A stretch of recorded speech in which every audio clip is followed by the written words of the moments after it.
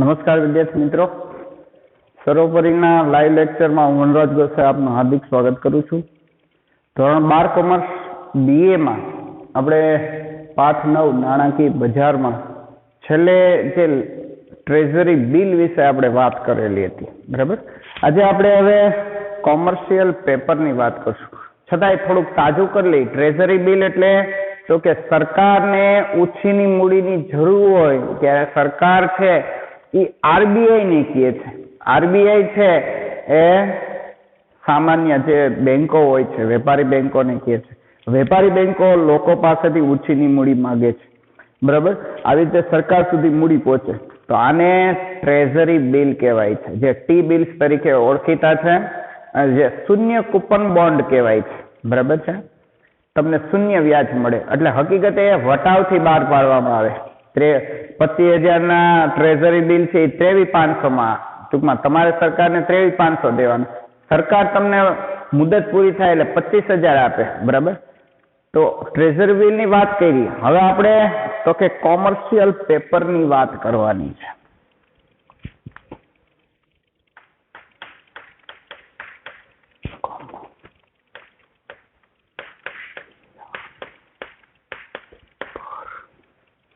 Commercial paper વિશ્વ સ્તરે 1980 પછી કોમર્શિયલ પેપર ઘણા લોકપ્રિય બન્યા છે.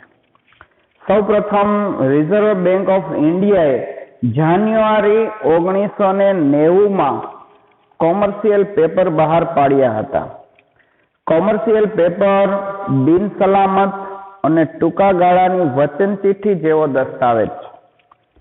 ટૂંકા ગાળાનું ભંડોળ મેળવવાનું સાધન છે. ઊંચી શાખપાત્રતા ધરાવતી કોર્પોરેટ સંસ્થાઓ કે જેમની નાણાકીય સ્થિતિ મજબૂત છે તે આવા કોમર્શિયલ પેપર બહાર પાડે છે.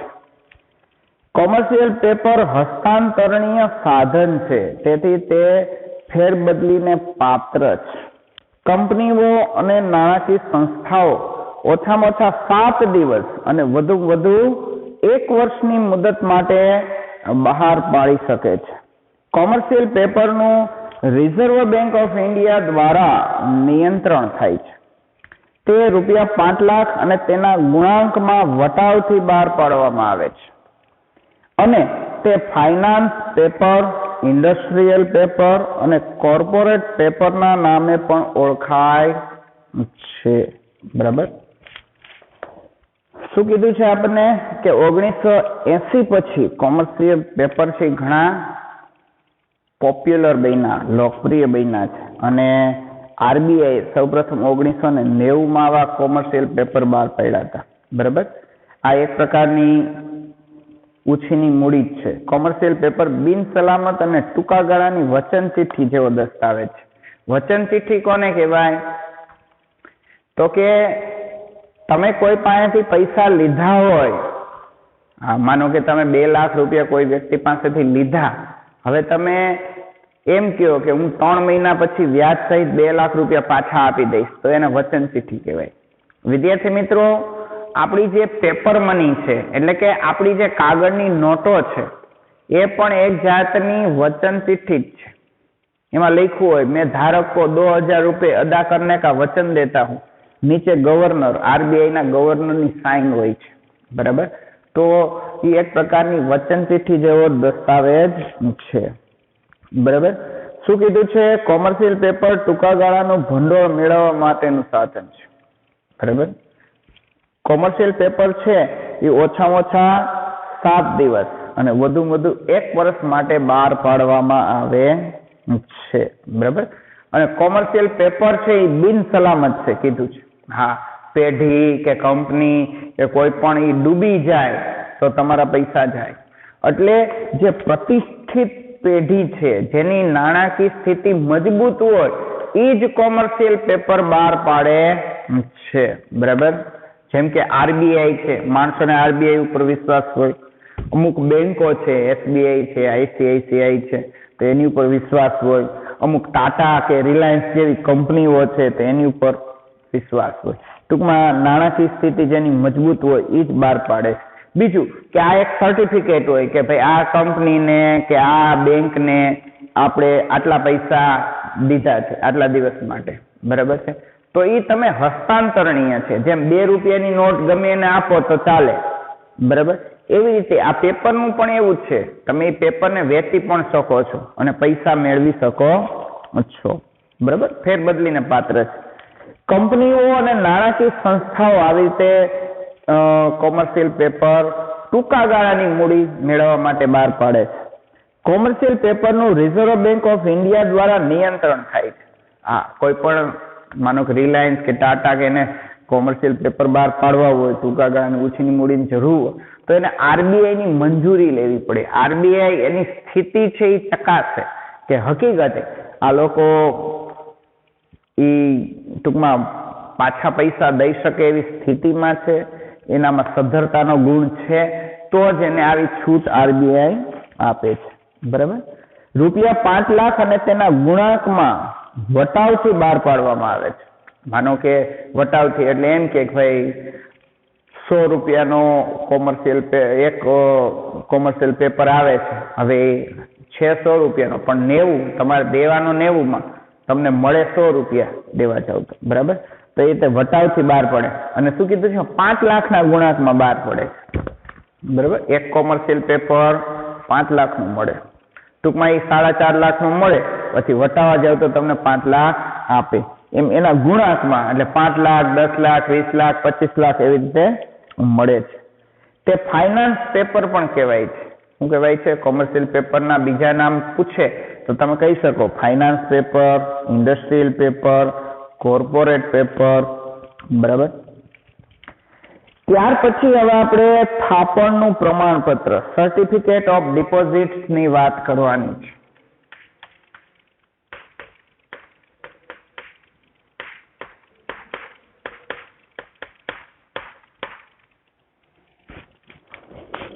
થાપણનું પ્રમાણપત્ર બિનસલામત, હસ્તાંતરણી અને ટૂંકા ગાળાનું નાણાં મેળવવાનું સાધન છે, બરાબર. શું છે થાપણનું પ્રમાણપત્ર? એ બિનસલામત છે, હસ્તાંતરણીય છે, એટલે એક વ્યક્તિ બીજી વ્યક્તિને વેચી શકે છે. ટૂંકા ગાળાનું નાણાં મેળવવાનું સાધન છે. શેડ્યુલ વેપારી બેંકો અને નાણાકીય સંસ્થાઓ આવું થાપણનું પ્રમાણપત્ર બહાર પાડી શકે છે. બેંકમાં મૂકેલી બાંધી મુદતની થાપણની રસીદ, ફિક્સ ટાઈમ ડિપોઝિટ રિસિપ્ટથી થાપણનું પ્રમાણપત્ર તદ્દન અલગ હોય છે. તમે જે ફિક્સ ડિપોઝિટ મૂકો ને એનાથી આ અલગ છે આખું એમ. થાપણનું પ્રમાણપત્ર હસ્તાંતરણીય અને વેચી શકાય તેવું છે. ફિક્સ ડિપોઝિટનું પ્રમાણપત્ર તમે વેચી ન શકો, પણ થાપણનું પ્રમાણપત્ર તમે વેચી શકો છો. જ્યારે બાંધી મુદતની થાપણની રસીદ હસ્તાંતરણી નથી, એટલે કે વેચી શકાતી નથી. શેડ્યુલ વેપારી બેંકોને તેમની જરૂરિયાત અનુસાર કેટલીક શરતોને આધીન બહાર પાડવાની સ્વતંત્રતા ધરાવે છે. આરબીઆઈ આવી છૂટ આપે અમુક બેંકોને, જે સદ્ધર બેંકો હોય એને, કે થાપણનું પ્રમાણપત્ર તમે ટૂંકમાં આરબીઆઈની મંજૂરીથી બહાર પાડી શકાય છે. થાપણ પ્રમાણપત્રની કિંમત ઓછામાં ઓછી 1 લાખ હોવી જોઈએ. ટૂંકમાં એક પ્રમાણપત્ર 1 લાખનું, બરાબર. એવી રીતે બેંકો છે એને પૈસાની જરૂરિયાત ઊભી થાય તો આવા થાપણના પ્રમાણપત્ર બહાર પાડી શકે છે, બરાબર છે.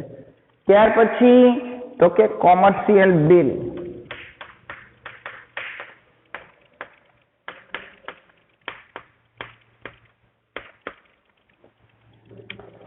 જ્યારે શાકથી માલ ખરીદવામાં આવે ત્યારે માલ વેચનાર વેપારી શાકથી માલ ખરીદનાર ઉપર કોમર્શિયલ બિલ લખે છે. કોમર્શિયલ બિલ હસ્તાંતરણીય છે અને ધંધાના વ્યવહારોથી ઉદ્ભવે છે. ચોક્કસ રકમ પૂરેપૂરી ચૂકવવાનો બિનશરતી હુકમ છે. શું કીધું છે? શાકથી માલ ખરીદવામાં આવે ત્યારે માલ વેચનાર વેપારી શાકથી માલ ખરીદનાર ઉપર કોમર્શિયલ બિલ લખે છે, બરાબર. ટૂંકમાં તમે માલ વેચો છો અને કોઈને ઉધાર વેચો છો તો એને ખરીદનારને તમારે બિલ મોકલવું પડે કે ભાઈ તમે આટલી વસ્તુની ખરીદી કરી છે, બરાબર, પણ ઉધાર, તો એને કોમર્શિયલ બિલ કહે છે. કોમર્શિયલ બિલ હસ્તાંતરણીય છે અને ધંધાના વ્યવહારોથી ઉદ્ભવે છે. હા, તમે જે માલ સામાન ખરીદો છો એ તમે બીજાને વેચી શકો છો, બરાબર. રકમ ચોક્કસ રકમ પૂરેપૂરી ચૂકવવાનો બિનશરતી હુકમ છે. ટૂંકમાં જે વ્યક્તિએ તમને માલ વેચ્યો છે એ તમને બિલ આપે કે ભાઈ તમે 5 કરોડનો માલ ખરીદો છો. તમે 5 કરોડનો માલ ખરીદો એ મીન્સ કે તમારે એને 5 કરોડ ચૂકવવાના થાય છે. તો આવી રીતે ઉધાર બિલ બને તો એને કોમર્શિયલ બિલ કહેવાય છે. ટૂંકમાં એને તમારે 5 કરોડ, માનો કે એલજી કંપની પાસેથી તમે 100 LED ટીવી લીધા જેની કિંમત થાય છે 10 લાખ રૂપિયા, બરાબર. તો એ તમારે એલજી કંપની તમને બિલ આપે કે ભાઈ તમારે 10 લાખ ચૂકવવાના છે, બરાબર. તો તમે એ બિલ અને માલ ટૂંકમાં 100 LED ટીવી ને બિલ કોઈ પણને વેચી શકો છો. એની પાસેથી 10 લાખ લઈ તમે કંપનીને આપી શકો છો. એટલા માટે કીધું છે કે હસ્તાંતરણીય છે, બરાબર. કોમર્શિયલ બિલના ઘણા પ્રકાર છે, જેમ કે વિનિમય પત્ર, હુંડી, આંતરદેશી બિલ, માગણી બિલ, વિદેશી બિલ વગેરે, બરાબર. વિનિમય પત્ર એટલે કે તમારી ની મારી વચ્ચે તો કે માલ અને નાણાંનો વિનિમય થયો છે, જેને આપણે કેશ મેમો પણ કહીએ છીએ. હુંડી કે ભાઈ તમે આટલો માલ ખરીદો છે અને 3 મહિના પછી તમારે આના પૈસા ચૂકવવાના થાય છે, છૂટના 3 દિવસ સહિત, તો એને હુંડી કહેવાય. આંતરદેશી બિલ, બરાબર. ઇનલેન્ડ બિલ, બરાબર. જ્યારે એક વ્યક્તિ છે એક રાજ્યમાંથી બીજા રાજ્યમાં માલ વેચે છે તો આંતરદેશી બિલ બને છે, બરાબર. એવી જ રીતે માગણી બિલ એટલે કે ડિમાન્ડ બિલ કે ભાઈ પેલા એકવાર બિલ મોકલું હોય પછી પૈસા બાકી હોય તો પાછું બિલ મોકલે કે તમે આટલા પૈસા ચૂકવી દીધા, હજી તમારા આટલા પૈસા ચૂકવવાના નીકળે છે, તો એ ડિમાન્ડ બિલ કહેવાય છે, બરાબર. તમે કોઈની પાસેથી 10,000નો માલ લીધો તો એ તમને ઉધાર બિલ મોકલે ભાઈ તમે 10,000નો માલ લીધો, હવે તમે 10,000માંથી 3,000 ચૂકવી દો છો તો કે બાકી કેટલા રહે છે? 7,000. તો પછી અમુક સમય પછી, માનો કે 1 મહિનાની મુદત હોય, 1 મહિના પછી તમે એને યાદ અપાવવા માટે લખો કે ભાઈ તમે 10માંથી 3 ચૂકવા છે, હજી તમારે 7 ચૂકવવાના છે, તો એને માંગણી બિલ અથવા તો ડિમાન્ડ બિલ કહેવાય. અને વિદેશી બિલ, ફોરેન બિલ, જો માલ સામાન તમે વિદેશમાં વેચો, બરાબર, તો તમારે એને બિલ મોકલવું પડે, તો ટૂંકમાં આઉટ ઓફ કન્ટ્રીમાં બિલ જાય તો એને વિદેશી બિલ કહેવામાં આવે છે, બરાબર. જ્યારે માલ વેચનાર ખરીદનાર ઉપર લખે ત્યારે આ બિલ છે એ વેપારી બિલ કહેવામાં આવે છે. અને જ્યારે વેપારી બેંક આ બિલનો સ્વીકાર કરે ત્યારે આ બિલ છે એ કોમર્શિયલ બિલ બને છે. શું કીધું છે? વેચનાર ખરીદનાર ઉપર લખે ત્યારે વેપારી બિલ કહેવાય. ટ્રેડ બિલ પણ કહી શકાય. વેપારી બેંકમાં આ બિલનો સ્વીકાર કરે ત્યારે બિલ કોમર્શિયલ બને છે. વેપારી બેંક આ બિલને વટાવ કાપીને વટાવી આપે. જો બેંકને નાણાંની જરૂર પડે તો નાણાકીય સંસ્થા પાસે પુનઃ વટાવી શકે. કોઈ બેંકને પૈસાની જરૂર પડી તો એને ફરી પાછું વટાવી શકે છે. સામાન્ય રીતે કોમર્શિયલ બિલ 30, 60 કે 90 દિવસની મુદતના હોય છે, એટલે કે 1, 2 ને 3 માસના હોય છે. ત્યાર પછી તો કે આપણે કોલ અને નોટિસ મની, કોલ અને નોટિસ મની, બરાબર છે. કોલ અને નોટિસ મની. જ્યારે વેપારી બેંકોએ રિઝર્વ બેંકના નિયમો અનુસાર ઓછામાં ઓછી રોકડ શિલક જાળવવી પડે છે, જેને રોકડ અનામત કહેવાય છે. લગભગ અત્યારે આનું 20% પ્રમાણ છે, બરાબર. તમારે 20% રોકડ અનામત જાળવવી પડે. ટૂંકમાં તમને જે લોકો પાસેથી પૈસા મળ્યા છે, માનો 5 લાખ મળ્યા તો 5 લાખ તમે લોન સ્વરૂપે ન આપી શકો, એની 20% રકમ રાખવાની અનામત સ્વરૂપે, એટલે કે 4 લાખ જ લોન સ્વરૂપે આપી શકો, તો એને રોકડ અનામત કહેવાય છે. ઓછામાં ઓછી રોકડ શિલકની જાળવણી માટે એક બેંક બીજી બેંક પાસેથી નાણાં ઉછીના લે છે. હવે હકીકતે 100% માંથી 80% તમે લોન સ્વરૂપે આપો છો, 20% પૈસા જ રાખો છો, તો ઘણી વાર શું થાય કે પૈસા દેવાવાળા કરતા પૈસા લેવાવાળા વધી જાય, અને ત્યારે બેંક તો કે ફાઇનાન્શિયલ ટ્રેજેડી અનુભવે છે, ત્યારે નાણાકીય કટોકટી મુશ્કેલી ઊભી થાય, ત્યારે આ નાણાકીય મુશ્કેલી ઊભી થાય ત્યારે એક બેંક છે એ બીજી બેંક પાસેથી પૈસા મંગાવે છે, બરાબર. તો આવી રીતે એક બેંક બીજી બેંક પાસેથી પૈસા મંગાવે તો એને કોલ મની અથવા તો નોટિસ મની તરીકે ઓળખવામાં આવે છે. બધી જ બેંકોએ રોકડ અનામતનું પ્રમાણ જાળવવું પડે અને જ્યારે આ કારણથી કોલ મની માર્કેટ નાણાં બજારનું મહત્વનું ઘટક બન્યું છે. એક બેંક બીજી બેંકને પૈસાની મદદ કરે છે. કોલ મની માર્કેટમાં કોલ મની અને નોટિસ મનીનો સમાવેશ થાય છે. જો કે કોલ મની અને નોટિસ મની છે એ કોઈ અલગ નથી, એક જ છે, બરાબર. શું ફોન કરીને રિઝર્વ બેંકને કહો, રિઝર્વ બેંક અન્ય બેંકમાં તમારા માટે વ્યવસ્થા કરી દે, બરાબર. તો કોલ મની આપણે અહીંયા કીધું છે. કોલ મની કોને કહેવાય? જ્યારે એક જ દિવસ માટે નાણાં ઉછીના આપવામાં આવે કે ઉછીના લેવામાં આવે તો તેને કોલ મની કહેવાય છે. એક જ દિવસ માટે બેંકને જરૂર પડતી હોય, બીજા દિવસે વ્યવસ્થા થઈ જતી હોય, તો એક જ દિવસ માટે નાણાં ઉછીના લેવા તો એને કોલ મની એક જ દિવસ માટેનો વ્યવહાર છે. કોલ મની માર્કેટમાં મોટા ભાગે બેંકો જ ભાગ લેતી હોય છે, એટલે એને inter bank call money market પણ કહેવાય છે. Inter bank call money market IBCMM કહેવામાં આવે છે. રિઝર્વ બેંકના નિયમ અનુસાર બધી જ વેપારી બેંકોએ રોકડ અનામતનું પ્રમાણ જાળવવું પડે છે, 20%. આથી રોકડની અછત અનુભવતી બેંક બીજી બેંક પાસેથી વધારાની રોકડ કે તમારી પાસે વાયપરા વગરની પડી હોય તો અમને આપો, બરાબર છે, તો એને કોલ મની અથવા નોટિસ મની કહેવામાં આવે છે. એટલે કે એક દિવસ માટે નાણાં ઉછીના લે છે, બરાબર, તો એને એક દિવસની લોન અથવા તો કોલ મની કહેવાય છે. નોટિસ મની જ્યારે 2 થી 14 દિવસ માટે નાણાં ઉછીના લેવામાં આવે તો એને નોટિસ મની કહેવાય. વિદ્યાર્થી મિત્રો યાદ રાખજો, એક દિવસ માટે નાણાં ઉછીના લીધા હોય તો કોલ મની અને 2 થી 14 દિવસ માટે નાણાં ઉછીના લેવામાં આવે તો નોટિસ મની કહેવામાં આવે છે, બરાબર. અહીંયા આપણે આ બધા શબ્દો પૂર્ણ થાય છે.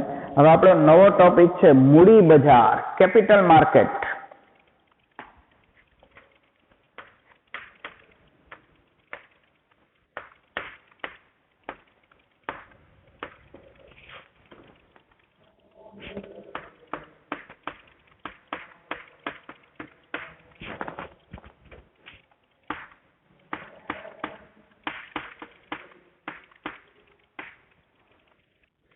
મૂડી બજાર કેપિટલ માર્કેટની આપણે વાત કરવાની છે, બરાબર. નાણાકીય બજાર ફાઇનાન્શિયલ માર્કેટને મુખ્યત્વે 2 ભાગમાં વર્ગીકૃત કરી શકાય છે, બરાબર છે. કેટલા ભાગમાં? 2 ભાગમાં. એક છે મૂડી બજાર અને બીજું છે તો કે નાણાં બજાર. અગાઉ આપણે ચર્ચા કરી હતી મૂડી બજાર અને નાણાં બજાર. મૂડી બજારમાં 2 બજારનો સમાવેશ થાય છે, પ્રાથમિક બજાર અને ગૌણ બજાર, બરાબર. તો આપણે પહેલા મૂડી બજારના અર્થની વાત કરશું.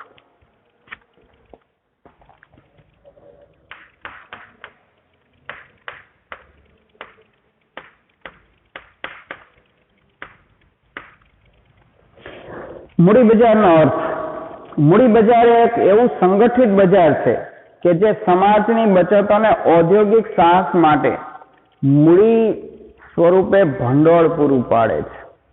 ઔદ્યોગિક સાહસ માટે લાંબા ગાળાના મૂડી ભંડોળનું પ્રાપ્તિ સ્થાન છે, બરાબર. શું કીધું છે અહીંયા?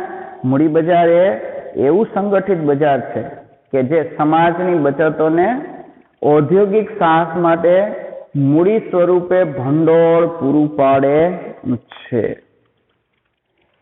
ઔદ્યોગિક સાહસ માટે લાંબા ગાળાના મૂડી ભંડોળનું પ્રાપ્તિ સ્થાન છે. મૂડી બજારમાં લાંબા ગાળાની જામીનગીરી જેવી કે શેર, ડિબેન્ચર નો વેપાર થાય છે. મૂડી બજાર કોને કહેવાય? જેમાં શેર અને ડિબેન્ચરનો વેપાર થાય, એટલે કે શેર અને ડિબેન્ચરની ખરીદ વેચાણની પ્રક્રિયા થતી હોય તો એને મૂડી બજાર કહેવાય છે. મૂડી બજાર એ બધા જ પ્રકારની નાણાકીય જામીનગીરીઓ માટેનું બજાર છે, જેવી કે ઔદ્યોગિક જામીનગીરીઓ, સરકારી જામીનગીરીઓ, બરાબર. ઔદ્યોગિક જામીનગીરી એટલે જે પ્રાઇવેટ કંપનીના શેર ડિબેન્ચર ની લેવેચ થતી હોય. આ સિવાય સરકારી જામીનગીરી, સરકારની કંપનીઓની પણ શેરની લેવેચ, કારણ કે સરકાર અમુક ટકા જે જાહેર જનતાને શેર ખરીદવા આમંત્રણ આપતી હોય છે, બરાબર. મૂડી બજાર સમાજની બચતોને ગતિશીલ રાખી આર્થિક વિકાસમાં મદદરૂપ બને છે. શું કરે છે? લોકોની જે બચત છે એને ગતિશીલ કરે. આજે તમે કેવી કંપનીના ઇક્વિટી શેર લેશો કે જે નફો કરતી છે, પણ અમુક કંપની નફો કરતી બંધ થઈ જાય એટલે તમે શું કરશો? એના શેર વેચીને જે પેઢી નફો કરતી હશે એમાં રોકાણ કરશો. એટલે કે બચતોનું કાર્યશીલ મૂડીમાં રોકાણ થાય છે. જે પેઢી મહેનત કરે છે, જે પેઢી નફો કમાય છે, એવી પેઢીમાં મૂડીનું પ્રમાણ વધશે. અહીંયા આપણને મૂડી બજારની લાક્ષણિકતાઓ આપેલી છે, જેની આપણે વાત કરશું. મૂડી બજારની લાક્ષણિકતાઓ, મૂડી બજારની લાક્ષણિકતાઓ, બરાબર છે.